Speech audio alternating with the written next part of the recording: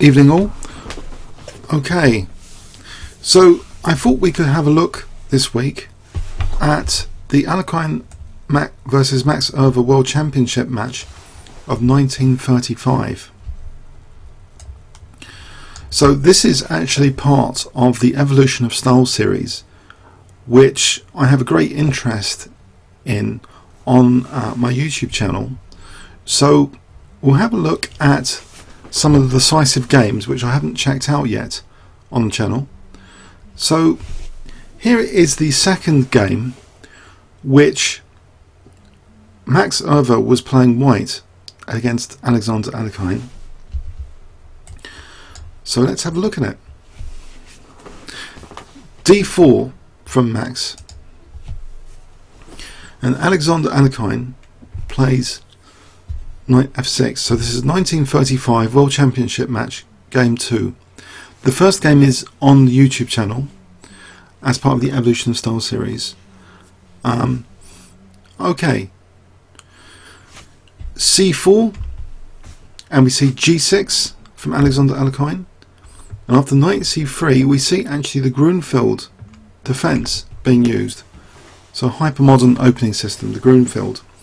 And in response to this we see Queen B3, which I believe is called the Russian system. Queen B3 is a very popular move even today. It aims to kind of try and encourage black to release the central tension, and white sometimes ends up with a nice pawn center.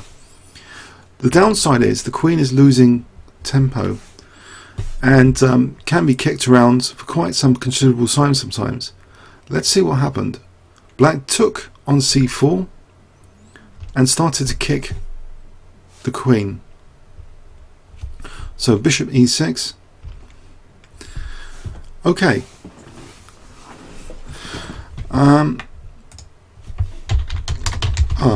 Okay. So after bishop E6, where does the queen go? Is this an artificial move? It's interesting because it does have a slight weakness of the last move. This B7 pawn, would it be too materialistic for white to go for that? Well, he does. He plays Queen B5 check, so using the queen again. But what can black do here? Black plays Knight C6. Okay. Now this D pawn is loose here. Perhaps if queen takes B7 now, then knight takes D4 would be pretty good. For example, threatening C2. But actually the move that white chose here was Knight F3. Okay, so after Rook B8 now, white is breaking another rule, moving the same piece twice straight in the opening. So first this queen, a lot of queen movements, and now moving the same piece twice with Knight E5. But rules are often broken depending on the position, the exact demands of the position. And with the bishop here, it's awkward to defend C6. So what to do about C6? The bishop goes back, and white essentially wins the light square bishop now. Knight takes D7, queen takes D7, D5. So has Max Euwe actually, or is he getting an opening advantage? I think one of the key preparations he had made before this World Championship match was to study a lot of opening theory at the time, whatever the state of the art opening theory of the time was, which is far less than today by today's standards. But this looks to be a promising position if black doesn't have too much counterplay. White has the bishop pair and potential center mobility as well. Okay, but there's a few issues to resolve. Knight D4. Okay, queen comes back, and the knight is protected with E5. It's kicked back now, hemming in the bishop though. Knight F5, and now white doesn't mind playing E4 again. He's strengthening his center. The knight comes to d6 now. Okay, and in this position, another very interesting move, but white now has the bishop pair and challenges black's centre straight off the bat. Doesn't play a routine move, but rather plays f4. Okay, and black tries to reinforce the e5 pawn. If he takes, then one assumes e5 is strong, but okay, so let's assume that's strong. So queen e7 was played, and now bishop e3, which eyes a7, and white's also ready maybe for some queenside operations pretty soon. But what about a7? Does it need to be protected? And also now there's an emerging threat of taking, and bishop d4 perhaps on this diagonal as well. So play sharpens up here. Alexander plays knight g4, inviting bishop takes a7. After rook a8. Okay.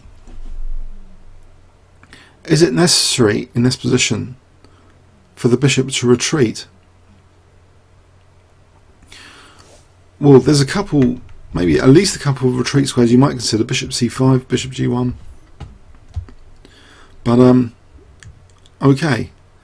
Instead, this knight is kicked, not wanting black to make use of the e5 square, which might be possible if the bishop did retreat, if black took on f4 and then knight e5.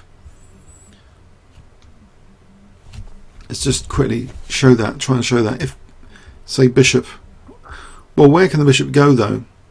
Because if it goes here, it's also a target. But one can assume e takes f4 and the e5 square is nice. So that's avoided with this h3. Okay, and Alexander, he takes on a7 and we have hg4. So we've got an h-file dynamic, double pawns, centre under pressure, and unfortunately tactically for black, black would like to do takes maybe and get the e5 square, but here I think this runs into a double attack, queen d4, hitting both rooks. That would be quite embarrassing, I think, in this position.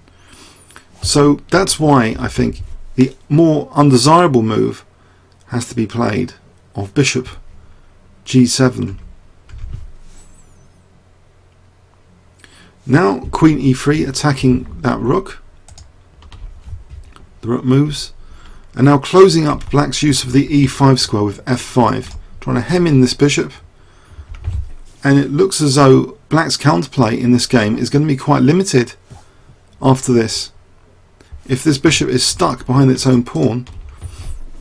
Okay, so bishop f6 is played, trying to get onto the dark squares at least with the bishop. a4, actually check now, and then coming to g5, queen f3. Now finally black castles. So what is the situation here at move 23? So in terms of pawns, 1, 2, 3, 4, 5, 6, 7. 1, 2, 3, 4, 5, 6. Black's a pawn down. White has potential pressure on the h file. But what about this a pawn? And what about things like the a file? And this dark square bishop looks kind of dangerous across these squares.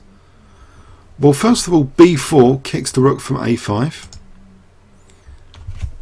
Now an interesting move to make use potentially of the h file, but other purposes as well. Rook a2, so the rook can now swing if needed to b2 or maybe h2.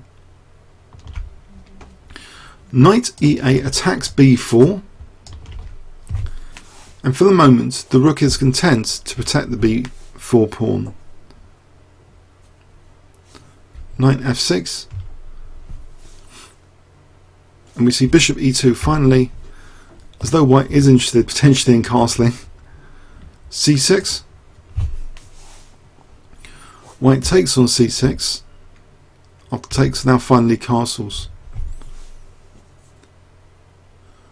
So if you were to evaluate this position, who would you think is better now? Do you think it's white or black if I give you 20 seconds starting from now?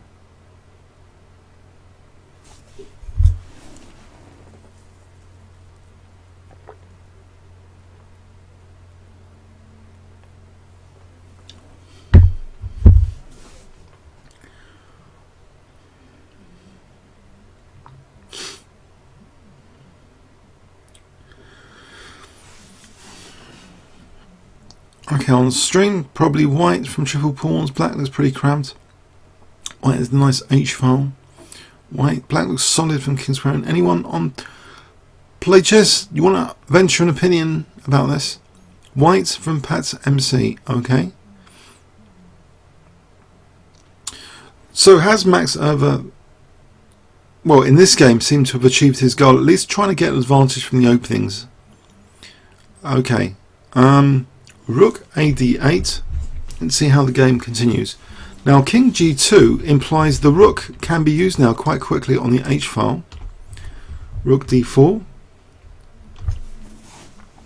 Now b5. Well, rook d4 did hit the b4 pawn, so b5 does undermine black's control of d5. C takes, a takes. Passed pawn here, protected. Rook b8. Now fg, which looks as though that's harmless because the bishop's protecting f6. Okay, fg. For the moment it is.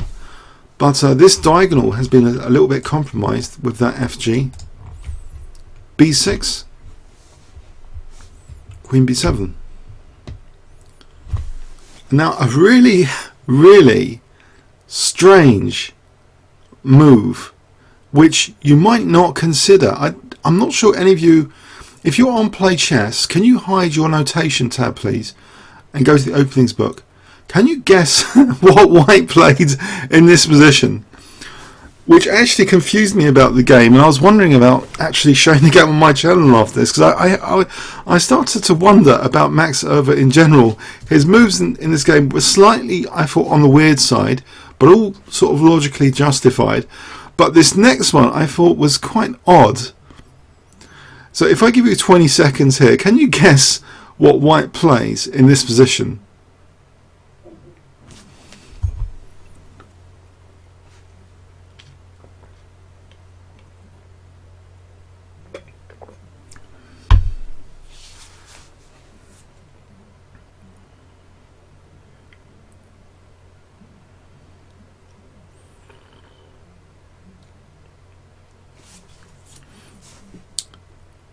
Okay, there have been some guesses, and I found it strange personally. It's almost as if the implication was to use the H file, right? That's what you might get from the impression of the previous history of the game. Now, some of you are mentioning knight d5. I don't think knight d5 is that playable. I think in this position, knight takes d5, and maybe this is the point actually. But here, queen takes d5 is actually pinning the queen to the king, so maybe that actually reveals a point about what was actually played. Maybe the idea is to make knight d5 more effective. So how do we make knight d5 more effective? Well, we can do without the hassle of a pin down here. So the move, pardon me, not there, down here, the move played was actually king h3. King h3, so it does put the king away from the diagonal, which means actually maybe white is interested in playing knight d5. Knight d5 would also unravel queen b3 possibilities, perhaps, but maybe this is the key idea to allow knight d5. Yes, congratulations, triple pawn. Okay, so knight d5, sorry, king h3. Now we see rook d6, and here, yes, knight d5 is played without any punishment on the diagonal. So trying to batter down this f file, which this bishop's holding up on f6. The king comes to support f6, but there's other issues, real issues created now with the knight. namely rook c2, immediately threatening to win the queen with rook c7 check. So can black batten down the hatches? Well, he plays knight takes d5 here, protecting c7 for the moment. E takes. Okay, it's still very, very dangerous now. Or is it? Rook takes b6. And you might think, well, what is the actual concrete danger? White now plays rook c6, making use of that pawn on d5. So f6 is interrupted, but the bishop's on f6, you might ask. What's the big deal? What's the big deal indeed? Okay. So I do wonder here. Alexander played in this position rook takes c6, which gives white a very strong looking pawn. Now, before venturing into that, what if the black rook moved? Let's do a what if, okay? So let's say rook b3. What could white actually play here? Is there anything really strong for white?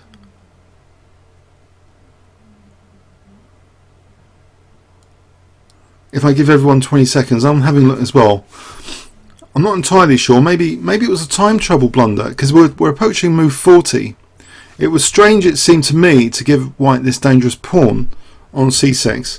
So let's just say this happened.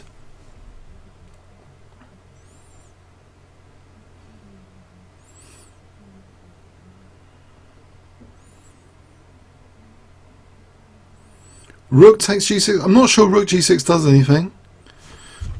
I can't see the follow-up unless you can give a follow-up for rook g6. Doesn't black just take?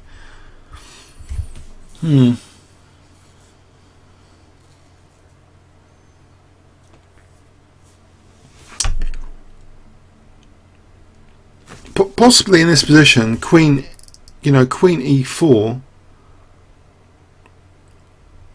Bishop d3 and then queen e4. This is an idea which I was briefly checking out myself. If there, then rook g6. So maybe this offers an explanation why the rook is uncomfortable to leave on the 6th rank. It is gunning down g6. So maybe this is part of the reason. Okay. So okay, Alexander chooses this rook takes c6. After d takes c6, we see queen e7. And now bishop c4, immediate threat, queen f7 now.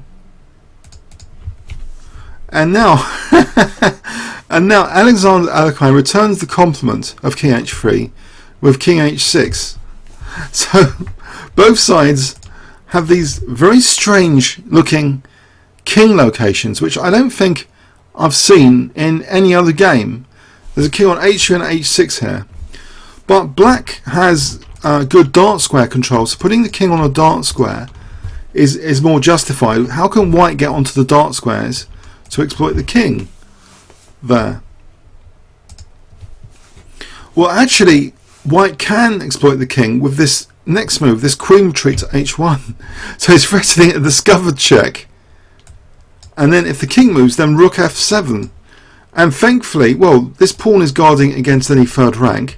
So this is actually a threat. Okay. Rook b2, stopping king g2 clearly. Okay. But here comes rook f7, rook on the 7th. The pawn now moves c7, and with this we see, actually look, hold on a sec, whoa, queen on the diagonal. Rook c2, weakness of the last move, weakness of the last move. It's not covering b7. That's pounced on here, queen b7. And black, Alexander Alekhine, feels the position is bad enough to have to resign here. I think the major threat now, after rook, so say the game had continued, black resigned here, but I believe rook takes c4, we would have either c8 that looks strong, or maybe Rook H7 is not so strong. I think Rook H7 is a good forcing move, and then check is a discover check to win the queen. That looks pretty strong to me. Okay, or I think just C8 as well, unless that runs into being mated or something, because this is now threatening Rook H7. But maybe unnecessarily complex after queen takes, rook takes. So maybe stronger here is the forcing move Rook takes H7. It runs with check. Okay, so I thought in many ways this game was slightly strangely played by White. I don't know what your feeling is in terms of the style of White's play. It seemed, I guess the word can be precise.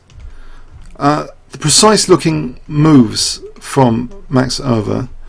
So he did get something from the opening, and maybe the strangeness is from Black. You know, why couldn't he have just protected the pawn? Would that be too simple?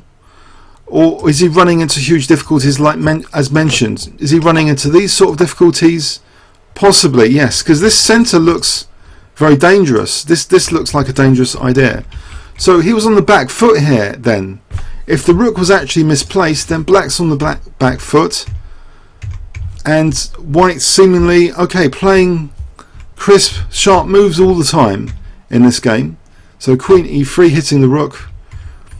Then we get this strange H-file dynamic, which White uses creatively. There's some pressure Black's putting on the diagonal, so that's got the king gets out of the way to prepare Knight D5 to make Knight D5 more effective, and this in turn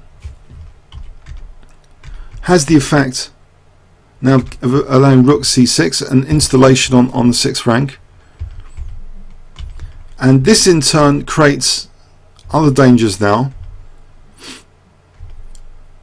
For that C7 now, and now here blunder maybe Black's in the bad position, but Queen B7. Okay, interesting game 3. So a bit of a surprise, because probably Alexander was expecting an easy victory in this match, and maybe this was the first sign things were not going to go all his way in this encounter match in 1935. So let's have a look now at another game from the match.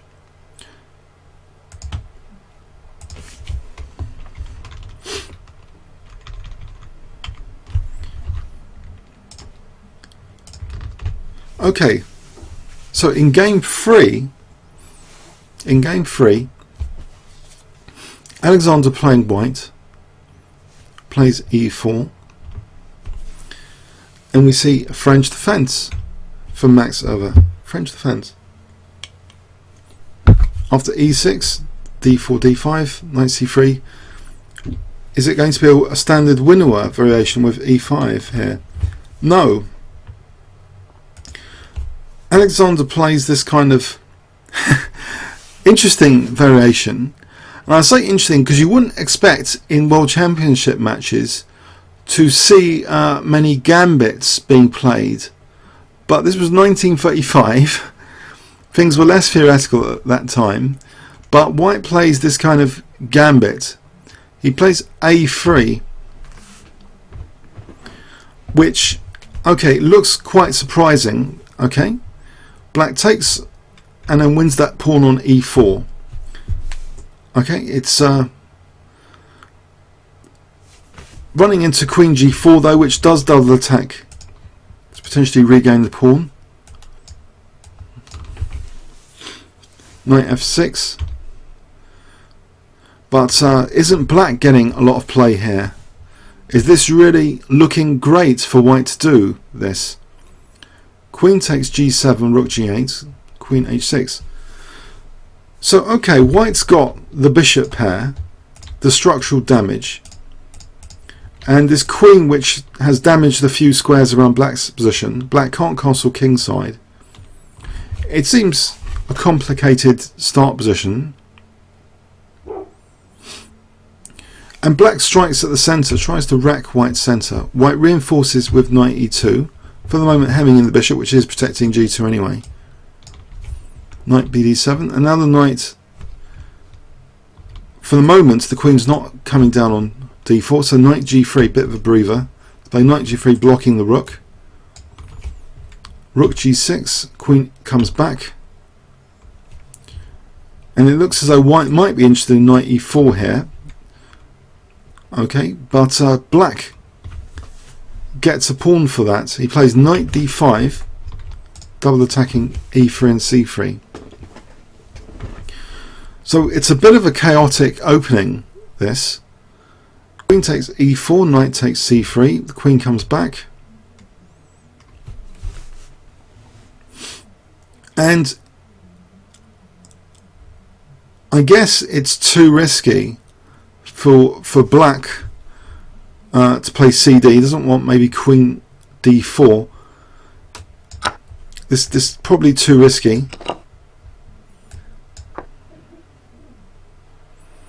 There might be the queen h8, for example. There might be, or some other possibilities. Maybe bishop d3. Okay, but black just went back with the knight here to d5, and we saw bishop e2 after queen f6. Now again reinforcing d4. Black takes on d4 and establishes more the blockade on d5 with this move. So is this bishop now free maybe to come out and then do something with the king? Forcing move, bishop h5, driving the rook back. Bishop f3 actually implies knight h5 now is on the cards. Another new threat basically. Queen g6, offering exchange of queens. The queen is attacked with bishop e4. And black plays his own forcing move now, weakening e5 though. e5 is a bit weakened with this f5, it's quite committal. And now king f8. So who has won the opening here? So if I give you 20 seconds here, who would you say is better, white or black, in this position?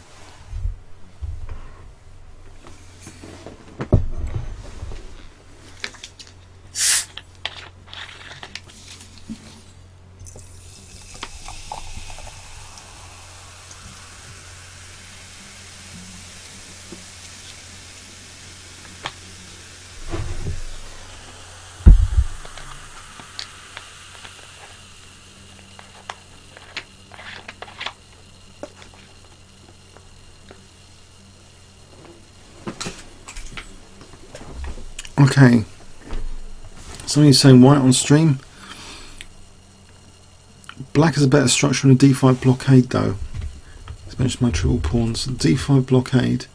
What about this dark square bishop? Gussie says white square. Sorry, white is better. But this dark square bishop. Look, black hasn't got a dark square bishop. What about stuff like this later? Or can the bishop find any other purpose in this position? In the French defence, a4 is often, in the winnower, a4 and bishop a3 is often good. Look, black hasn't got dark square control. Actually, so let's continue the game. a4 is played, and not only bishop a3 is introduced, but a5 just to chase away this knight. Rook c7, white castles, bishop d7, and now check, and now a5 driving that knight away, but it's refusing to go anywhere for the moment. Black plays rook c3. A lot of forcing moves by both sides. Queen b1. Knight comes to a4, which does actually mean b7 is loose here. Okay. But before taking on b7, white takes on d5. Okay, and now takes on b7, so he's hitting A8 and D7.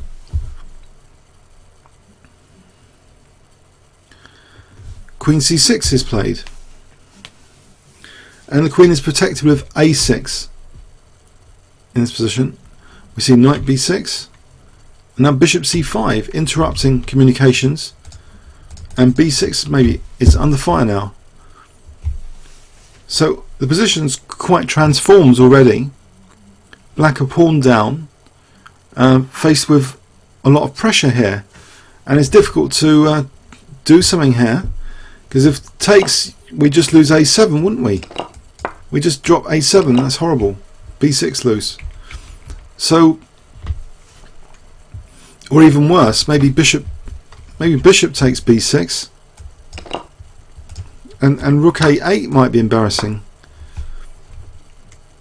So this is not a pleasant position after bishop C5. This dark square bishop has worked wonders. Black tries F4, and we see a tactical move by Alekhine. Well, not that tactical, but knight F5. So obviously not bishop takes because of queen takes, and there's a threat of knight E7 check as well. So the king sidesteps that, king H8. The queen is attacked, queen E6. Now some forcing moves, bishop takes B6. Which is also hitting the rook now, because that was protecting the rook. Bishop C6, having to protect the rook first before recapturing.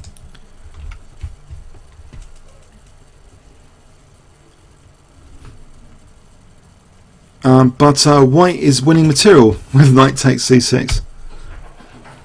What's happened here? White is just material up. It's all gone to pot, hasn't it? Oh dear. Rook G8 looks like desperation actually, eyeing white's king.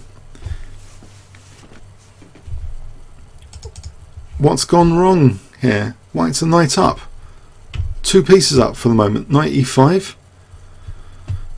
Maybe Max could resign here. Rook G7. Check. But hold on, hold on. The queen is trapped. What about the queen being trapped here? Where does the queen go? Whoa! The queen can't go anywhere, can it? Well, actually, maybe queen b7 is plausible, but actually Alexander gives back a piece here, funny enough. It's, well, maybe 2 pieces actually. He's White gives up 2 pieces. I wonder actually if we put this through an engine, why, if queen b7 isn't such a bad move.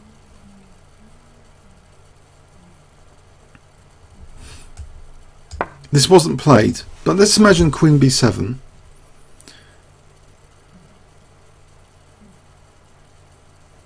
What can white do? What can black do?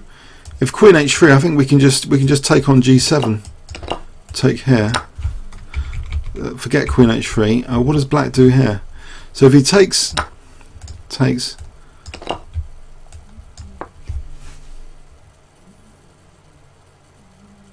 there looks to be a lot of material here, but is it that clear? Probably. I mean, but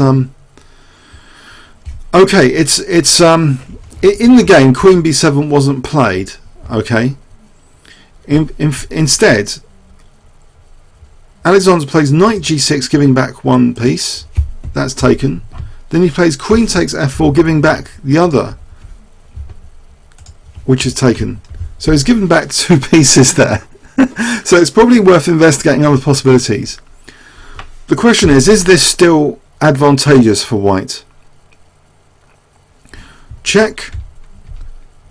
And he takes on d5. And the answer is yes, it looks fairly advantageous because white is 3 pawns up, isn't he? We only see 2 pawns here for black, and white has 5 pawns. So actually that's not a bad continuation. Just give back both pieces. 3 pawns up.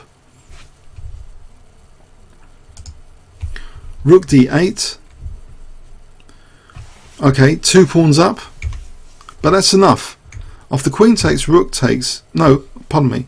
After queen takes here, black resigned. It was enough. This was enough for black to resign, actually. So let's see, if rook takes d4, I think just maybe a move like this, so we can keep this rook protecting this one, and threaten maybe check and stuff like that, and then, you know, maybe g3 and stuff. It looks winning. So that was kind of interesting, that game. A bit chaotic. Let's have a look again. So this kind of stuff doesn't occur usually in World Championship matches. This kind of gambit, or temporary gambit. White regains the pawn, but it's sort of, it looks strange, a strange continuation, a strange opening choice.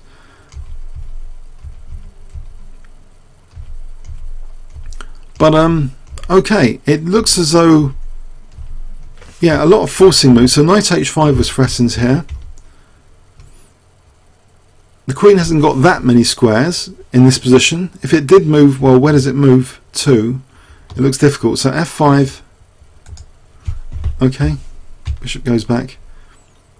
So stretching out the dark square bishop pretty soon. This queen b1 is a powerful retreat, really, on b7.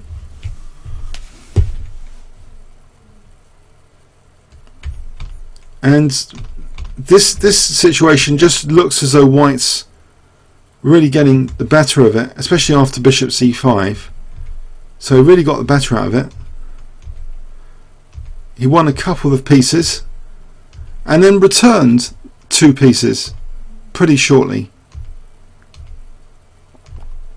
in this position, just returning back 2 pieces.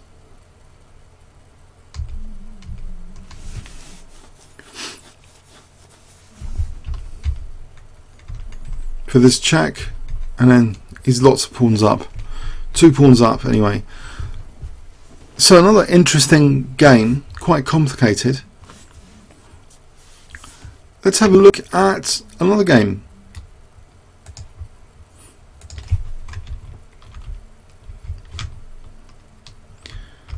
Okay, so this time Max Euwe is playing white in game 4 against Alexander Alekhine. We see d4, knight f6, and of the c4 g6, knight c3, a return of the Grunfeld defense.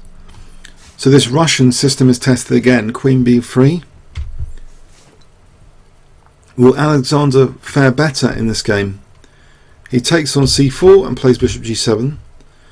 He's avoided this bishop e6 idea of the earlier game. Bishop f4, c6. Rook d1. Now queen a5. Queen a5. Wow. Where is it? What is this queen doing here on a5 in the Grunfeld? Bishop goes back, and then b5 kicking white's queen, and now b4. It looks energetic from black. After knight a4, knight a6. e3. Bishop e6. It looks embarrassing a little bit. What is the knight doing on a4? Why is the queen being really attacked all the time? Is it okay for white? Queen c2. Black castles.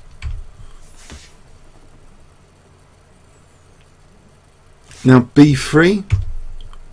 Okay, rook ab8. Bishop d3. Black plays now rook fc8, as though he might be interested in c5. Knight e2. And c5 is indeed played. So here, is white already under a lot of pressure? Because it seems as though black is threatening c4 at some point, or just cd. If this, where does a queen go? This looks unpleasant. So white elects for bishop takes a6, a forcing sequence, and then taking on c5, seemingly winning a pawn. Queen b5, but he's lost the light square bishop. So is this some kind of positional gambit?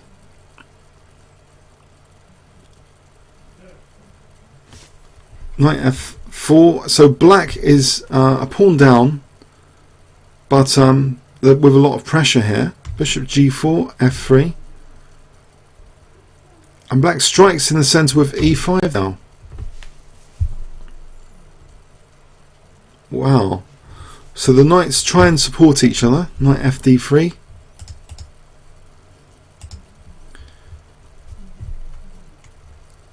E takes d4, not minding sacrificing the bishop. But the king is in the centre here. Has this been an opening disaster for white? He takes that bishop. So d takes e3, bishop takes. Now knight takes g4, hits the bishop, and introduces, of course, things like bishop c3 check, maybe. In fact, that's what's played. Bishop f4, bishop c3 check, which is looking nasty, because if the king moves here or here, isn't there rook takes c5? So say king f1, rook takes c5. So white plays rook d2,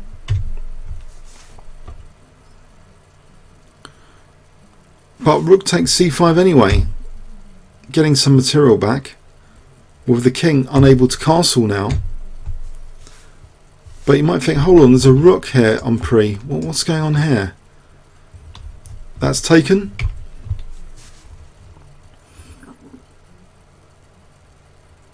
And wow. Okay, a precise move is needed here for black.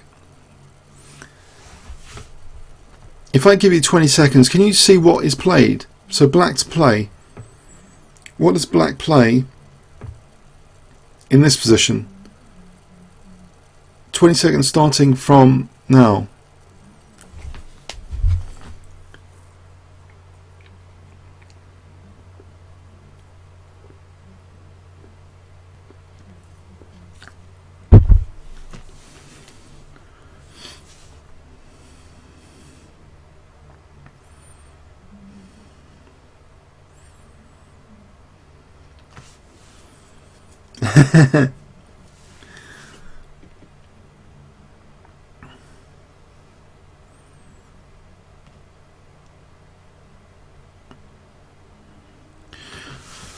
Okay, there's a few possibilities actually. There is queen f2, there's queen e3, or there's queen e7. Now in the game, and I haven't really engine checked this, in the game queen e7 was played, which at least means that the knight can come to e3 here potentially. So say king d1, knight e3 splat, just winning the queen. But also, you know, if king f2, is that a legal move? No, that's not a legal move, sorry. King f1, again knight e3. So that's fairly clear cut that queen e7 looks really strong actually. So it's probably stronger than queen f2, I mean, I suspect, because the queen is being attacked here. So on check you just play this and you're attacking the queen. So why go into that mess? So maybe this is the strongest move in the position, is actually queen e7 check. Looks very convincing, doesn't it? Does anyone have any objections about queen e7? It is what was played. It did seem to do well. Sorry, I shouldn't spoil the result of the game. Sorry, king d1. It's clear cut. Check. He wins the queen. Queen's gone. So you might think, well, hang on. The two rooks, are they going to coordinate against the queen here? Well, let's see what happens. h5, rook d1. Now the bishop actually goes back to g7, which gives some possibilities, like maybe bishop h6, or maybe queen f6 to a1, etc. So h3 is played, and then we see a5, bishop f4, queen e4, bishop goes to c7. Now check. And now Alexander pursues the attack with the pawns, actually, with a4 being a bit of a menace. He's breaking through on white's king here quite violently. After takes b3, he's really got very good coordination between bishop and queen. Takes, check, check, winning an exchange at least. That doesn't have to be taken immediately. Okay, queen takes a4, threatens now mate in 1, queen a1. Bishop e5, parrying the mate in 1 threat. King h7.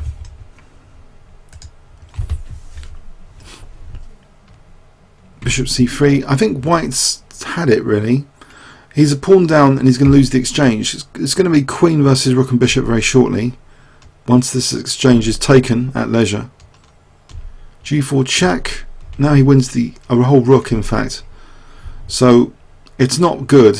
And here, after bishop c1 check, white finally resigns. If in this final position white tried rook takes, then I think just queen b4 is good. Just winning this guy. So that was a bit of a violent game from the opening from Alexander. Let's check that out again. How did that Grunfeld get so violent? So, okay, let's try that again. This game. So, Grunfeld, okay, the Russian system is probably not for the faint-hearted to have your queen kicked around. But this is a good system. This is played today. This Russian system takes. Bishop g7, so bishop f4 c6, which is a good move. You know, it means b5 could be a nuisance with b4 later to dislodge the knight. And unless, I mean, you might think, well, hold on, what about a4 here? Is a4 actually a move here? You know, possibly. But white, okay, didn't see a problem maybe in trying to make use of the c5 square, because he has got that semi-open file. So maybe a manoeuvre like this doesn't seem all that bad in principle. So we see rook d1, queen a5,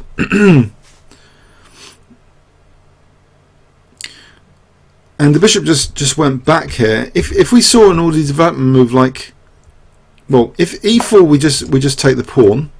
So there is a point to queen a5. It is actually pinning and stopping e4. And if e3, we might be considering knight d5. So hitting, you know, it might be unpleasant, all this stuff. So actually taking time just to retreat the bishop might be, you know, a good idea here.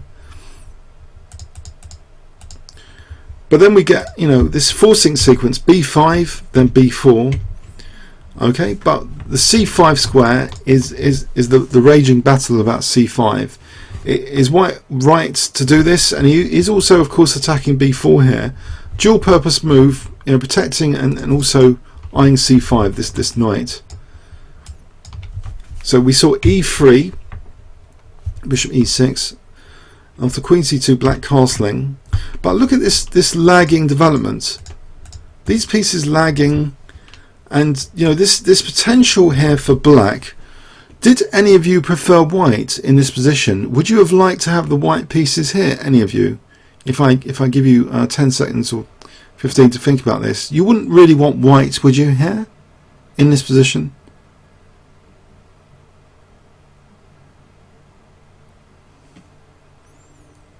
Doesn't it look quite difficult?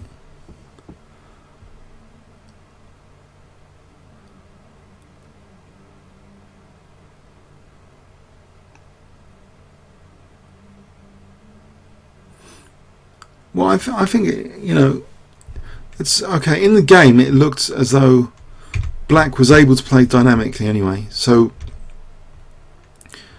after bishop d3, rook fc8, both of black's rooks are already together. There's already, you know, threats emerging, and we saw this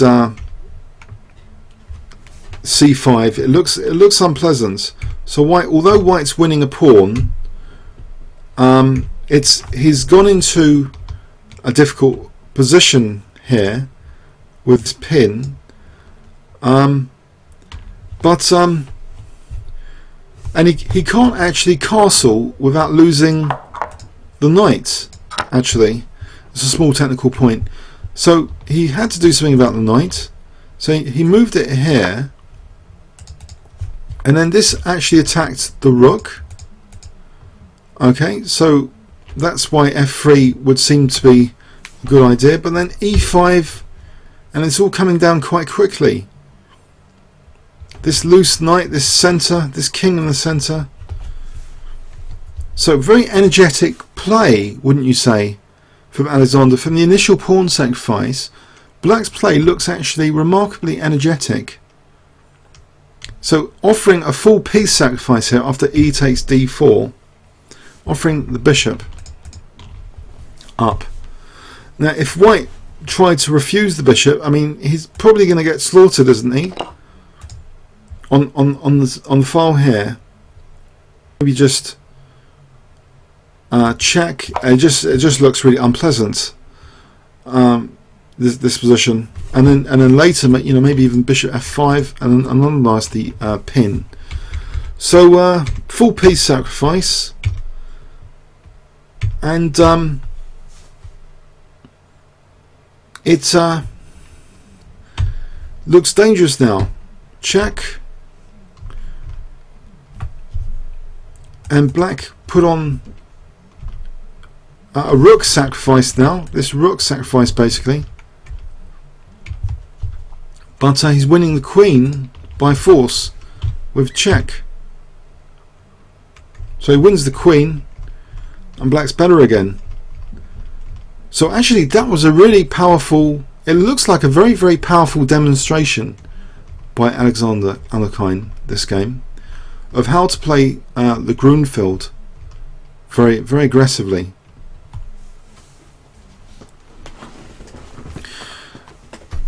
Okay, now shall we carry on next week, do you think? Or I think my next game is a bit too long at this point in the evening. Just checking. No, okay, it was 41 moves, but maybe we've done quite a bit so far. Maybe we can continue looking at this match next week. So I hope you got something from this week. So very energetic player fought by Alexander in a couple of games, but the surprise win by Max Euwe as well, perhaps in this Russian system earlier in the match in game 2.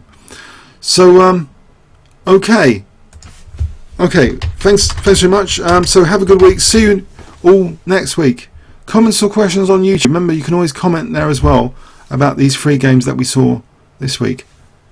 Thanks very much.